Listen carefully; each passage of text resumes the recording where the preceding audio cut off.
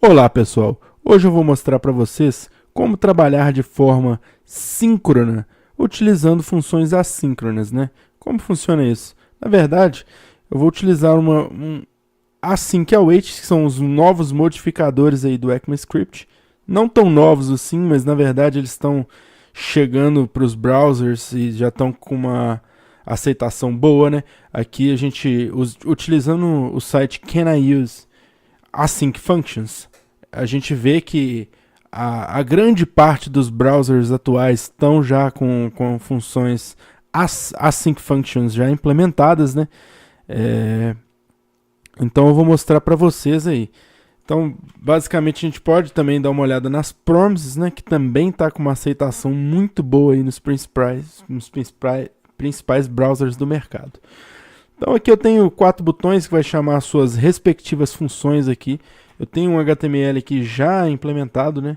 Então, basicamente, é um arquivo simples, HTML simples, normal, e não tem nenhum framework, não tem nenhuma lib externa. É basicamente o que o browser tem de melhor hoje aí para nos oferecer. Então eu vou mostrar aí. Essa função aqui, o primeiro botão promise. Só para explicar, esse primeiro botão e o terceiro botão já estão implementados como as promises trabalham, como a maioria das pessoas conhecem. E o segundo e o quarto botões eu vou reimplementar o primeiro botão e o terceiro botão, respectivamente, utilizando a abordagem do async await, né? Utilizando uma forma síncrona de pensar que vai facilitar aí, principalmente na legibilidade do código e no tratamento de erros. Vamos lá. Aqui eu tenho a função promise. Bom, só explicando aqui essas variáveis aqui. Que eu tenho a URL da API do GitHub. E eu tenho aqui 2 usuários. Luiz HMCM, que sou eu, né? O meu username do GitHub. E o Matheus Durães, que é um amigo que trabalha comigo. Então eu tenho aqui a string Luiz Ripple URL. Essa string, ela está utilizando aqui a template string. Quem não conhece aí, template string é uma forma de você escrever JavaScript dentro de uma string sem precisar ficar concatenando, né? Fechando e abrindo string, somando esses valores. Então é uma forma bem bacana aí para quem não conhece, pode dar uma pesquisada aí que é legal. Então aqui eu tenho a URL do meu repositório e a URL do repositório do Matheus. Bom, o que essa primeira função vai fazer? Ela vai tratar apenas o meu repositório aqui. Não vamos tratar o do Matheus aqui inicialmente. Essa primeira função, ela vai chamar aqui, utilizando a função fetch, que também é uma nova função aí do ECMAScript. Também está chegando aí com boa aceitação nos browsers. Ela vai chamar aqui a função, utilizando o verbo get, né? Tem outras formas de utilizar fetch, né? Com post, put, delete, mas eu não vou tratar aqui. Mas você vai dar um get aqui na URL do meu repositório.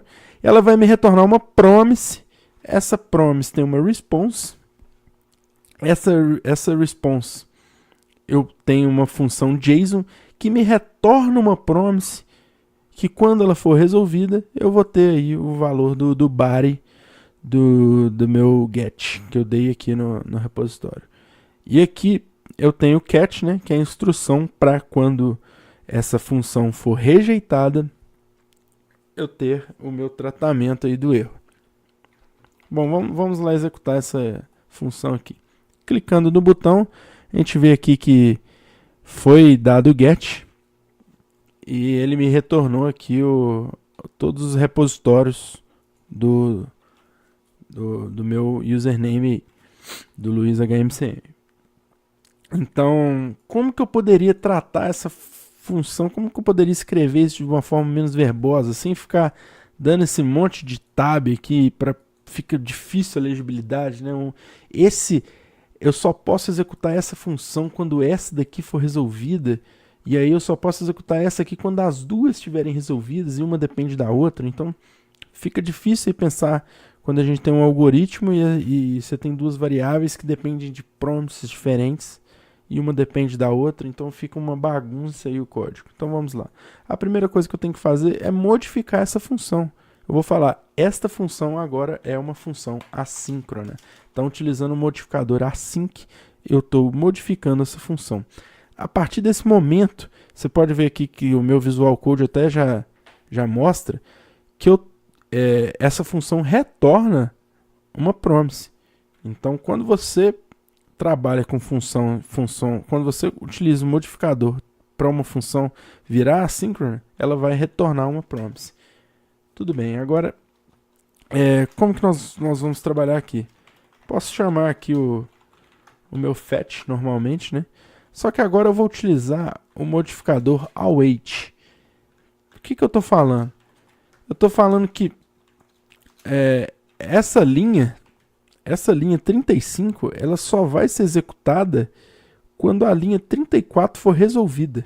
Ou seja, eu estou falando para o código, espere esta função ser resolvida, espere essa prompt ser resolvida.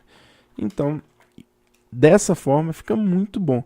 Mas melhor ainda, eu posso atribuir esse res que está aqui, eu posso atribuir ele aqui fora. E aí, quando essa função for resolvida, eu vou ter o res que estava aqui dentro do then, eu vou ter aqui do lado de fora, e aqui eu posso chamar o res.json. Mas mais uma vez, essa função é assíncrona também. Então eu modifico ela para falar que que a linha 36 só vai ser executada quando a 35 for executada, e aqui eu posso pegar os meus repositórios. E a partir daí eu posso mostrá-los no meu console ou tratar eles de alguma forma, né? Então, mostrando aqui para vocês, aqui eu tenho o meu async await. Você pode ver aqui que no console log que está fazendo uma referência à linha 36 do código. Então, aqui está na linha 36, executando essas duas funções aí de forma assíncrona, mas pensando de forma síncrona. Então, o que nessa função aqui de cima eu tenho que na de baixo eu não tenho?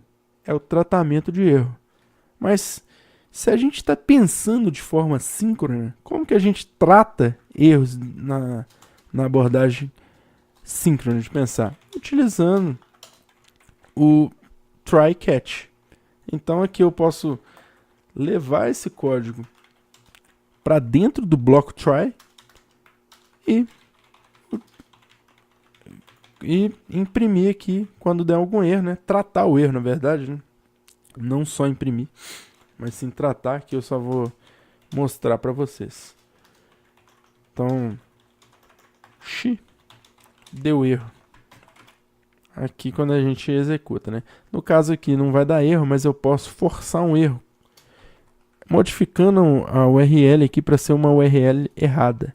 Então, executando aqui o async await, a gente vê que na linha 39 ele caiu no catch aqui da linha 39, e esse bloco de código aí utilizando try catch funciona também. Então isso é muito bom, esse trabalho aqui de uma forma muito bacana, né? Então se eu der um return aqui nesse repos, o que vai acontecer? Ele vai me retornar uma promise, e quando ela for resolvida, ele vai retornar a repos dentro do then dessa promise async await. Então, caso eu queira aqui trabalhar dessa forma, é muito, muito, muito bacana. Eu não tenho que ficar aí fazendo esse tanto de código aninhado aqui, né? Para quem não conhece promise, né? Para quem não entender aí como que funciona as funções assíncronas do JavaScript, para quem não conhece muito bem como funciona de fato as promises, eu recomendo aí dar uma pesquisada aqui no YouTube, tem muito bom material sobre Event Loop, né? É o Event Loop. Posso mostrar um pouco para vocês.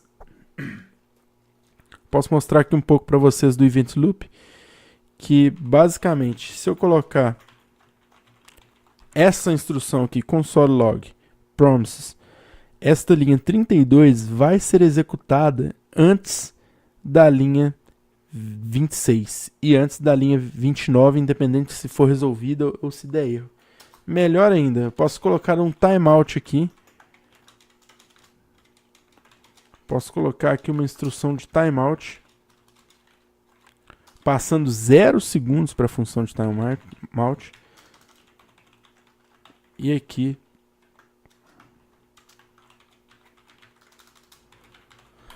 essa função, essa linha 35 vai ser a primeira a ser executada.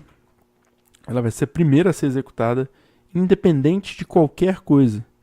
Independente de qualquer coisa. Estou mostrando aqui para vocês, só corrigindo aqui a URL novamente, mostrando aqui para vocês. Eu tenho aqui a linha 34 sendo executada, logo depois eu tenho a 32 e a 26. Então aqui está a 34, a 32 e a 26.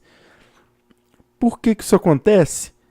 Porque quando eu estou chamando esse set timeout chama uma função assíncrona em 0 segundos. Qualquer função assíncrona vai ser executada depois da função promise. Isso é como trabalha o event loop. Estou falando de uma forma bem resumida, né? O event loop é muito interessante, recomendo aí vocês darem uma olhada aí no como funciona. Vou desfazer aqui para voltar na explicação do async await. Então aqui a gente tem aí duas funções aí, uma utilizando a abordagem de promise e outra utilizando a abordagem async await, mas posso trabalhar de forma paralela também. No caso aqui da função que nós escrevemos aqui, deixa eu só completar aqui esse repose. Nessa função aqui que nós escrevemos, a linha 36 depende da resolução da linha 35. Se caso elas não dependessem, eu poderia trabalhar aí de uma forma paralela, ou seja, executar as duas em paralelo e assim que ambas forem resolvidas, aí sim eu posso executar meu bloco de código. Então eu tenho aqui a mesma funcionalidade que eu tenho aqui nesse promise, eu tenho aqui na linha promises paralelas, aqui na linha 44. Então eu vou executar a função para recuperar os meus repositórios e a função para recuperar os repositórios do Matheus. Eu poderia abstrair isso numa função separada, passando como variáveis o repositório do Matheus e o nome do Matheus? Poderia, que basicamente é a única coisa que muda. Mas aqui eu estou fazendo dessa forma para mostrar de forma didática para vocês como é que funciona. Então, beleza. Aqui, executando aqui as promises paralelas, eu vejo que executa aqui na linha 54 e na linha 47 os repositórios do Matheus e do Luiz. Tá vendo aqui que eu fiz duas chamadas e a do Matheus que está abaixo foi executada primeiro. Muito provavelmente porque, como ele tem pouco menos repositórios do que eu, o tamanho da requisição foi menor e acaba sendo mais rápido, né? Então, mas isso não é garantido, né?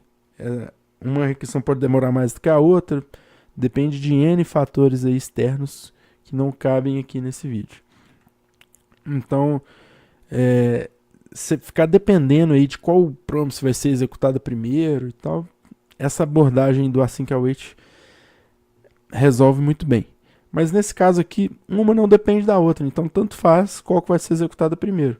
Eu posso modificar aqui a função, falar que ela é assíncrona, né?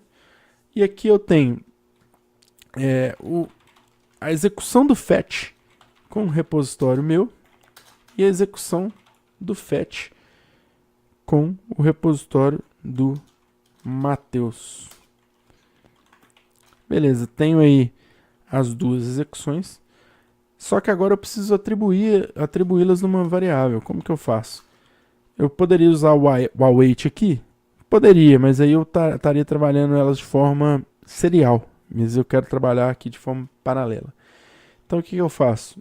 Eu atribuo a uma variável, mas sem o await. Então aqui eu tenho o Luiz promise e aqui eu tenho o Matheus promise. Ótimo, agora que eu tenho as duas promises, eu posso utilizar de uma função que está aí na classe promise, eu posso utilizar o promise all, que ele vai executar as duas de forma paralela. Então eu tenho o Luiz promise e o Matheus promise. E aí o que eu posso fazer? Eu posso colocar um await aqui para falar que a linha de baixo só vai ser executada quando as duas promises estiverem resolvidas. E melhor do que isso, eu posso atribuir o Luiz res e o Matheus res. Aqui, dessa forma aqui, eu estou falando que o Luiz res vai ser a resposta do Luiz promise e o Matheus res vai ser a resposta do Matheus promise. Então, na linha aqui 65, eu já tenho resolvido o Luiz res e o Matheus res. Então, eu posso mais uma vez utilizar o recurso do await, utilizando mais uma vez o promise all. E agora, só que agora eu vou utilizar o luizres.json e o matheusres.json. Dessa forma, mais uma vez, utilizando aí dessa atribuição aí por array, mais uma vez eu posso ter aqui o Luiz Ripples e o Matheus Ripple. E aí essas linhas aqui que tem 47 e 54, nesse caso aqui eu já poderia utilizá-las aqui na linha 66 e 67. Obviamente que o nome das variáveis aqui mudou, porque ali tinha um escopo interno. Então agora eu tenho o mesmo escopo aí compartilhado, tem que usar nomes de variáveis diferentes. Então eu tenho aqui o repositório do Luiz e o repositório do Matheus. Vamos ver se tudo ocorreu da forma correta. Então, executando aqui, a gente vê que na linha 66 e na linha 67 é executados os repositórios do Luiz, meus, e executados os repositórios do Matheus, meu amigo. Então, aqui a gente vê aqui que executou corretamente. Então, fica muito tranquilo de trabalhar. E, mais uma vez, eu posso utilizar o try-catch para tratar o erro dessas promises. Então, mais uma vez aqui, eu tenho x, deu erro, e imprimindo aí qual é o erro que foi gerado. Então, se eu modificar aqui, como eu fiz no primeiro exemplo, se eu modificar aqui a URL, eu tenho duas funções que vão dar erro. As duas funções não vão ser executadas. Mas ele só vai cair no catch uma vez, porque na primeira vez que ele der o erro, independente de qual das duas é aqui, ele vai cair na catch e não vai continuar a execução desse bloco try. Então a gente pode ver aqui, executando aqui, ele só imprime uma vez na linha 70, embora as duas requisições tenham falhado. Então, mostrei um pouco aí da abordagem e como que trabalha com async await. Se você gostou, dá um like aí e se inscreva no canal. Muito obrigado e até mais.